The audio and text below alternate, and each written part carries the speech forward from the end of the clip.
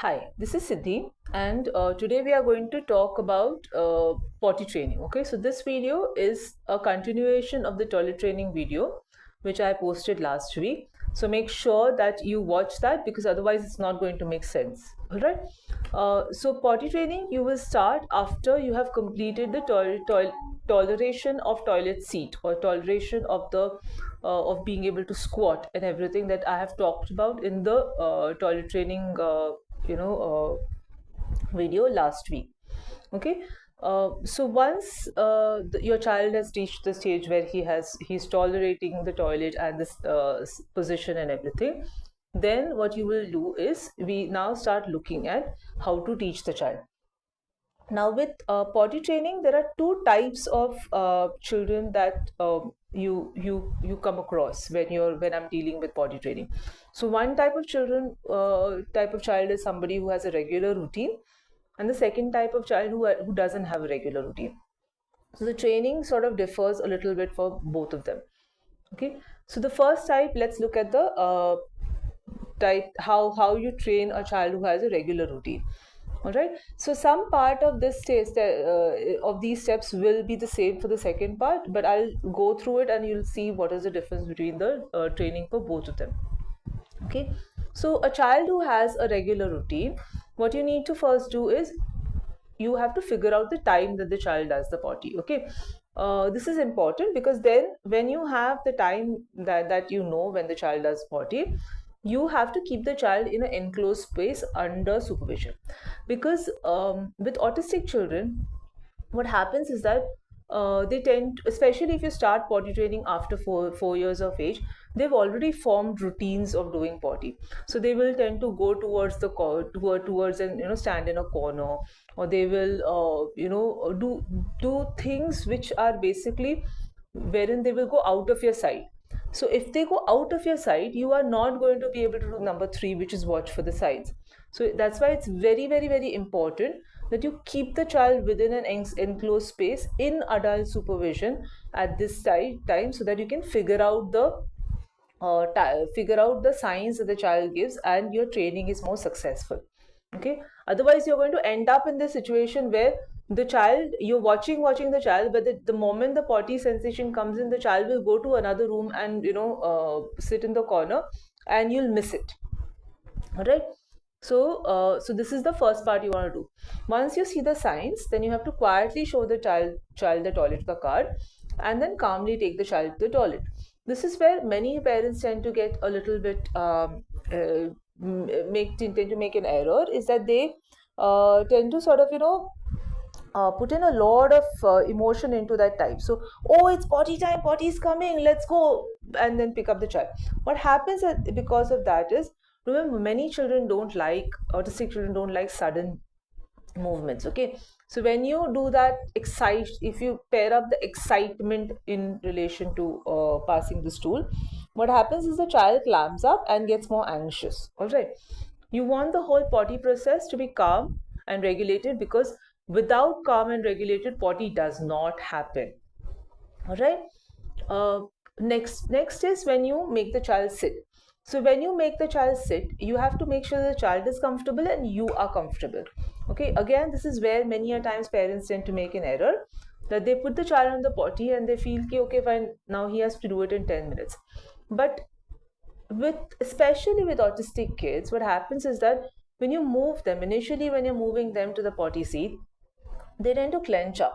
Okay, and because of anxiety, they tend to clench up, and when they clench up and the parent waits for 10 to 15 minutes, and then the child will get up, and then the child will go in the corner and do it again. Okay, so this is where parents always get into this sort of faulty loop where they say we are trying, but he keeps on going to the corner. And this loop is worst for older children, wherein children will hold until that right place comes. So like I have had cases where children who were on diaper doing potty, they form an association of diaper with the potty, and they will do potty only wearing diaper. So you have verbal kids who will tell the parents, give me the diaper, because they want to do potty.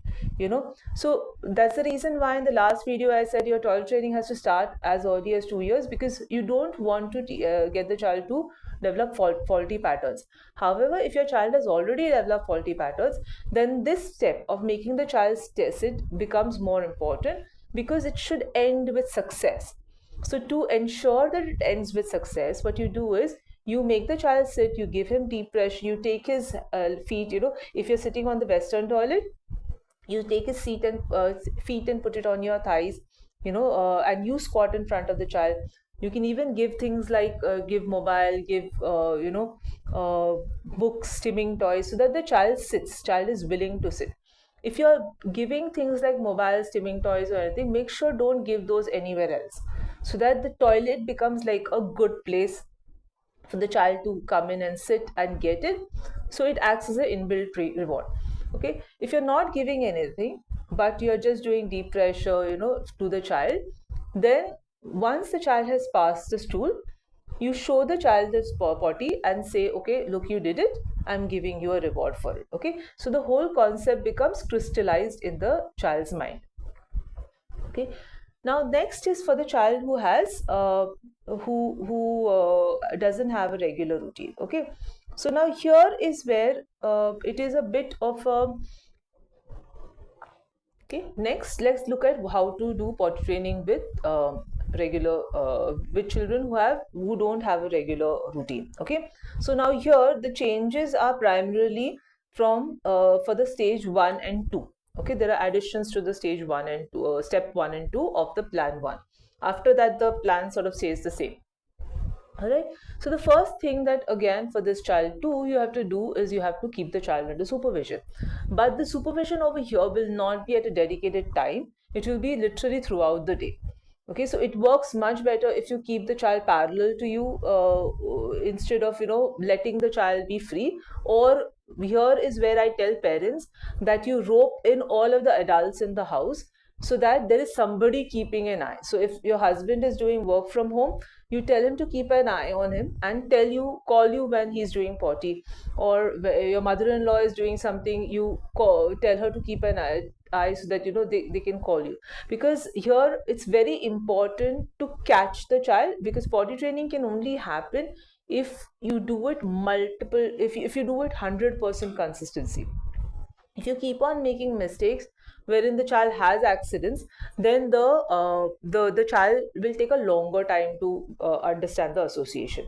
Okay, then second thing that you have to do is, what is the issue? Why is the potty irregular? Okay, now this is where autistic children, as we know, have a lot of GI issues. Many times they have GI issues, and the GI issues, the gastro issues can come up in the form of constipation, or it can come up in the form of loose motions. This is like the two gross areas that you see. Okay, constipation is where there is a long gap between the passing of the stool, and or it can be and when the child passes the stool can be very hard. Or the second type of constipation is where the child has very poor peristaltic movements, the stool is not forming a full formation, so due to which the child passes like small pellets, which take a lot of effort to pass through. Okay, and the other extreme is loose motions, where the child has loose motions, watery loose motions, so he doesn't have the control over his bowel at all. Okay, so you have to find out if there is any other underlying issue like this. Now this is where resolving of the underlying issue becomes a little bit tricky, because if you talk to a doc, like I have many parents who come up and tell me that we went to the doctor, but the doctor didn't give us anything, he said it's okay. And that's where I tend to differ with professionals, because other docs, because I feel that if you leave the child to not pass the stool after one day, what happens is the sensation goes down. So see, keep in mind that an autistic kid typically has difficulty with interoception, means understanding your internal signals. So he or she may miss the potty ka signal. If he or she is stressed, anxious, or doing something, he may miss it. So that's one part. The second part is that with potty, what happens is the potty sensation the colon ka area will give the sensation of potty for some time, and if you don't respond to it at that time, it will stop giving the sensation. So you'll just basically have, your potty getting bulked up. Now for a normal person, or a normal child, the person can understand and can talk about the fact that my stomach is feeling bloated, I'm feeling very uncomfortable, and the doc will then hear it and give medication. But with autistic kids, that doesn't happen. Most of the time, what happens when you have constipation happening is that the child will start, you'll see a jump in hyperactivity, you'll see a drop in in attention, you will see shouting and screaming behavior coming up.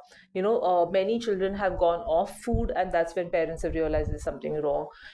So the issue doesn't get resolved. The issue becomes more critical before the child actually gets help, simply because the child is not communicating in the way that other people do. So my ground rule is that if the child has constipation and the child has missed one day, I always tell parents, get some sort of medication which you can give to get the child to pass the stool, because then the second problem that comes up, like if you have constipation and if you have a very hard stool, you will end up having a prolapsed rectum and or fissures, which means that the whole area becomes very painful, which means that the child will resist to pass stool again, because it hurts. And in addition to that, the child will also not sit well, because the child will have it, the bum will hurt, right, when you sit.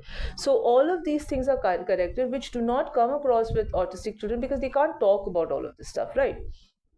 Similarly is the concept of loose motions. So I find many a times, even with loose motions, the docs and the parents are a little bit sort of laissez-faire about it. Like I have had parents who have come up, and when I ask them why is the potty training gone down, they'll come up and say, okay, he got loose motions and he was passing stool for 5 to 6 times a day, and it was just watery.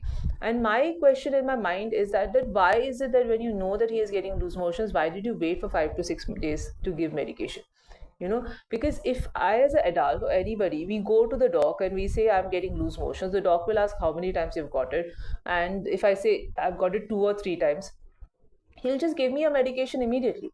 So somewhere I think here there is because the child does not have the ability to show the seriousness as a normal person can through communication, the docs and the carers tend to sort of not pick up the sides. Again, my suggestion to parents always has been that the moment you see loose motions happening, the stool goes from solid to watery, you should immediately give medication. I'm not saying give for long time.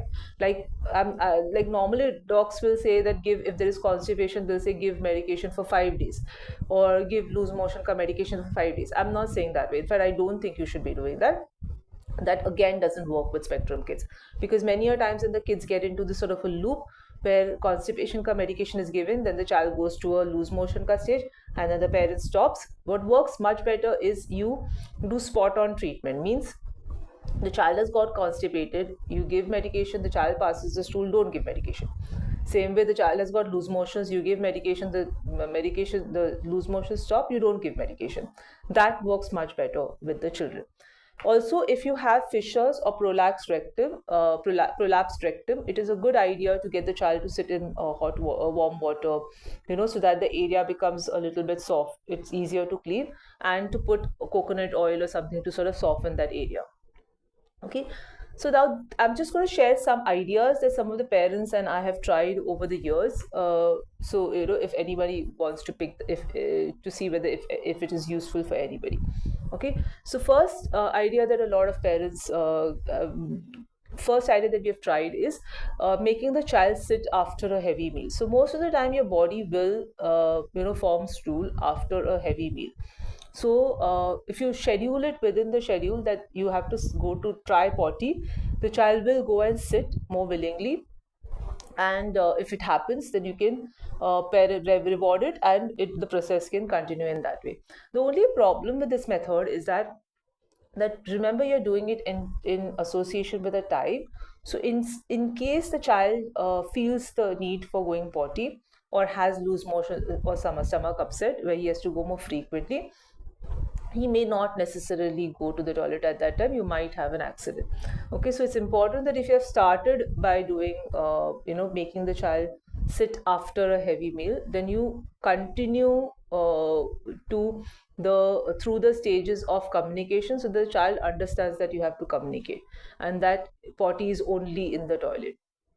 Okay, the second and third, the fiber and fluid are connected to each other. So fiber and fluid are both important for, especially for constipation and for loose motions, because many a times fiber is given to bulk up the stool so that the excess water is absorbed.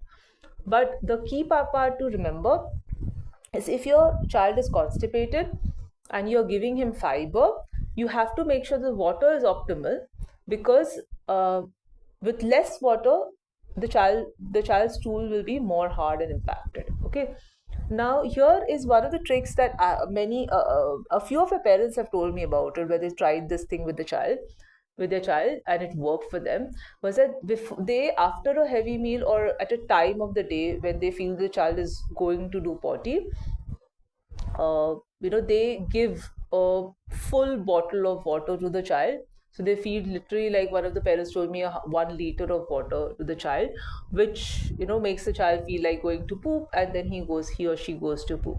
So it's a trick again to start the child to pass the stool properly. But keep in mind, this is an additional step. You still have to go through the association and through the communication after that, because there is a chance that if you do these modifications, you will still, especially the first wala and the bottle wala modification, what will happen is the child will only do it at that time and will not do it when you don't tell them to go to potty. So that's the reason why we have to get them to understand it's not mummy or carer telling you to do potty, that's why you do potty. It's because you feel it in your inside that potty is coming, that's why you do potty. Okay, another thing that I have found over the years, which has a medical background to it, is that the connection between physical activity and constipation and loose motion.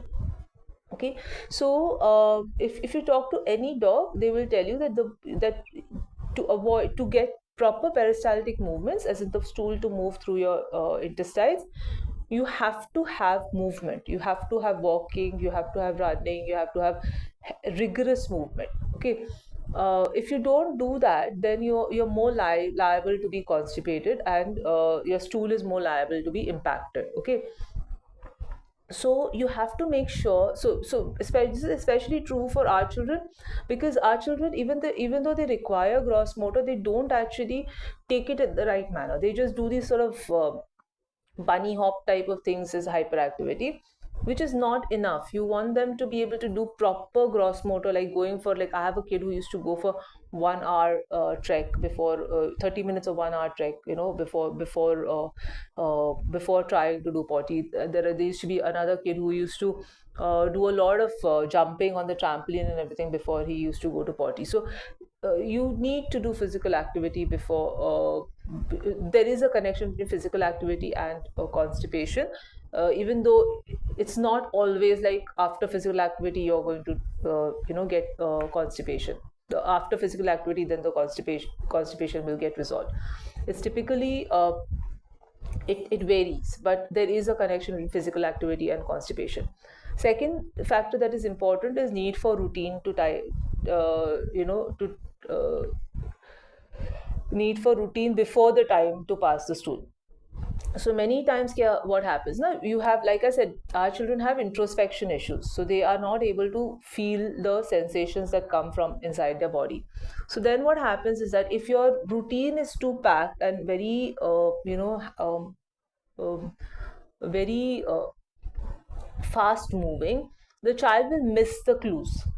So many children of mine, when we have been working on potty, like the parent has told me, okay, he does it most of the time, he does it at particular time. If so I always tell the parents before that, do something that is more robotic with less of auditory and less of thinking, because that will free up his brain to pick up the sensation of the potty, and for him to be able to go and sit on the stool. Similarly, there is a connection between anxiety and constipation and loose motions. This is something I learned new in the last week when I was watching this video of an adult talking about his challenges.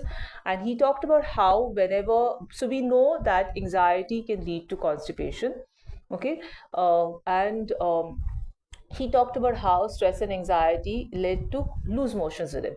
So basically, if you have not resolved the anxiety issues, you are going to see constipation and and or loose motions. So anxiety is something that you will see. So many parents will talk about the fact that the child was doing everything properly, and then something changed, and then the child stopped started getting constipated, and that led to the potty training going off the hook, or something changed and the child having loose motions.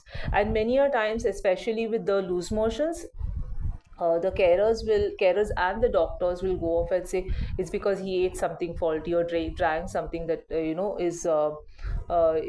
is a change of water, that's the reason why he got loose motion. But it necessarily may not be that way. It could just be anxiety, which we have seen adults of the spectrum talking about it. Another thing that I've found that works with especially older children on the spectrum is telling them a social story. So telling them that that you feel this sensation in your tummy, and when you feel the sensation in your tummy, you're supposed to go on the toilet, sit, push, and when the potty comes out, then mummy will be happy and mummy will give you a reward. You have to tell them the full script, because many a times doing it at that moment feels very anxiety provoking for them. But if you tell them first and leave it, they tend to take it much better. Okay, after you have done the resolving the issue of the irregular potty, then you go back to the same previous steps, which is identify the signs and then show the toilet ka card, calmly take the child to the toilet, make him sit, give deep pressure, wait for the child to pass, and then reward the child after the child has passed the stool. All right. Parallel to potty training, the other thing that you have to also do is start off with proper hand wash. Now, this is where I find many parents tend to kind of make a mistake, because they teach hand wash in a very casual manner initially. So typically, just like this the child opens the tap, takes the soap, does it, and then goes. This. Now that after potty, that sort of hand wash is not going to work out, right? So it works much better if you teach the right method from day one, because my belief with autistic children is always teach the right method from day one, so that you are not stuck in the trap of having to undo it. Okay, so the right method would be wet hands, take the soap, rub between the palms, rub between the fingers, rub the back, rub the fingertips, and then wash the hands. So we are sure that the hands have been washed properly. So whether he's washing after dirtying his hands when he played in the mud, or whether he's washing after eating food, or whether he's washing after bum washing, everything is the same. All right. Then the last stage in potty training is the bum wash. Okay, now again, this is where I feel parents tend to delay a lot, because most of the parents, when I talk to them, they're like, okay, his potty training will get done, then I will do bum wash. You shouldn't be doing that, because the bum wash by itself is a long haul process. So if you add on time, that basically makes it so that your potty training completion, as in where you've left the child independently, will not happen till the time the child is around 8, 9 and 10. Okay, and that is the earliest.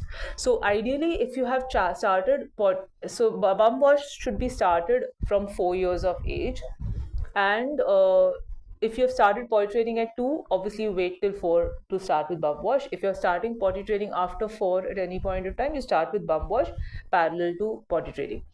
Okay. Now bum wash has 2 techniques. Okay, one is the both hands technique, where you rub with one hand and spray or pour water with the other hand. And second is the Western style, where you wipe with left hand, throw the tissue, and then use the spray or the jet to wash that area. I find that especially children who have apraxia, they tend to do much better. They tend to do much better with the second method, because apraxia is primarily a motor planning issue. So if you try to do the first one where both the hands have to be used differently at the same time, that's actually going to delay the process. So if you see, many children are doing bum wash for a long period of time, and in addition to that, even if they do master it, the quality will be poor, because since they have difficulty sort of focusing their attention on two different hands at the same time. What will happen is they will not clean properly, and we know potty does not happen in like a clean one format. The different types, the area that you have to clean is different. So it's much better if you teach the child to wipe properly. So give him steps: wipe in center, wipe on the side, wipe in center, wipe on the side, throw the tissue, and then use the jet or the hand wash. That would be my suggestion. Okay. But whichever method that you decide, the next stage will be, how do you teach bum wash? So first is, so you always start with the rubbing or the wiping, whichever you're using. Let the child master that. If you're doing rubbing, you give a count for it. So one, maybe 10 counts, 15 counts, or whatever, so that the child understands that this is what you have to do. And rubbing area is generally the tricky one, because what happens is that there's a sensory issue that is associated with it, right? It's messy, it's dirty. So many children don't want to touch it initially, especially if you leave it for older, they definitely don't want to touch it. Okay. And also the fact that your hand is dirty, you cannot put it in your mouth, you cannot put it somewhere else, you have to hold the hand and go. So I remember there was this one time it happened with me in my house, where a kid had come and he needed to poop. So the parent let him go, and the child tried it at home. The child had been trying to wash his bum, right? So he tried to do it, but the motor plan did not work out for him, because it was different at my place, right?